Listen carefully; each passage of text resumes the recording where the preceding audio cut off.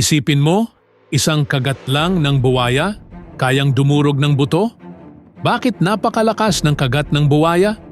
Ang mga buwaya ay may tinatawag na biological hydraulic press.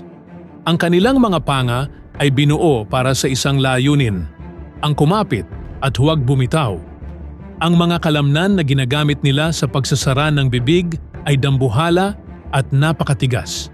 Kaya naman ang puwersa ng kagat nila ay itinuturing na isa sa pinakamalakas sa buong mundo. Gayunpaman, katuwa ang isipin na mahina ang mga kalamnan nila sa pagbubukas ng bibig. Kaya minsan ay kaya itong pigilan ng simpleng rubber band o tape ng mga eksperto.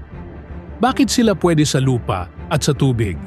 Sila ay mga semi-aquatic na hayop. Bagamat sa tubig sila mas mabilis at komportable, mayroon silang malalakas na binti na kayang itulak ang kanilang mabigat na katawan sa lupa. Nakakahinga sila sa lupa dahil mayroon silang baga, lungs, tulad natin. Ang kanilang balat ay makapal din at matibay, kaya hindi sila agad natutuyo kahit nasa ilalim ng sikat ng araw. Bakit sila kinatatakutan ng mga tao?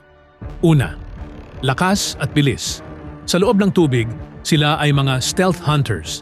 Hindi sila gumagawa ng ingay at mabilis silang umatake.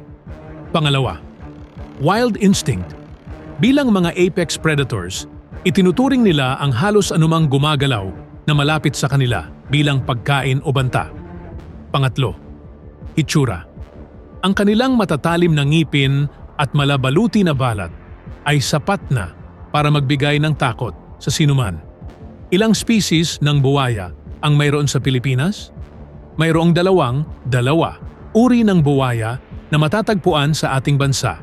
Una, Philippine crocodile, Crocodylus mindorensis. Ito ay matatagpuan lamang dito sa Pilipinas, endemic. Sila ay mas maliit at mas mahiyain sa tao. Sila ay critically endangered o malapit ng maubos. Pangalawa, saltwater crocodile, Crocodylus porosus.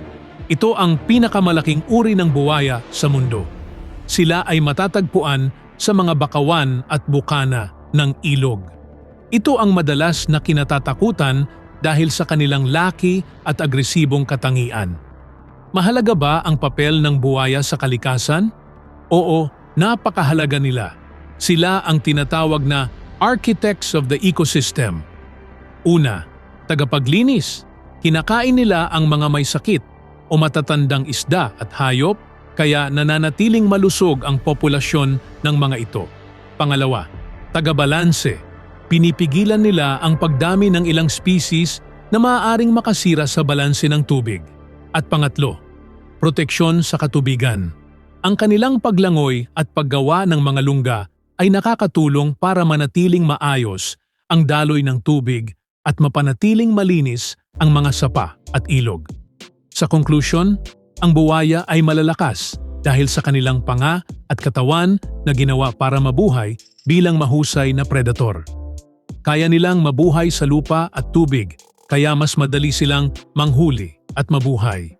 Kinatatakutan sila dahil sa lakas at bilis nila, pero mahalaga rin sila sa kalikasan dahil tumutulong silang panatilihin ang balanse ng ekosistem. Ang mga buwaya ay hindi kontrabida sa kalikasan.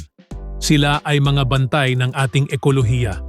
Ang pag-unawa sa kanila ay ang unang hakbang para sa wastong pag-iingat at pagrespeto sa ating kapaligiran. Kaya ngayon, alam mo na, hindi lang basta nakakatakot ang mga buwaya. Mahalaga rin pala sila sa balanse ng kalikasan.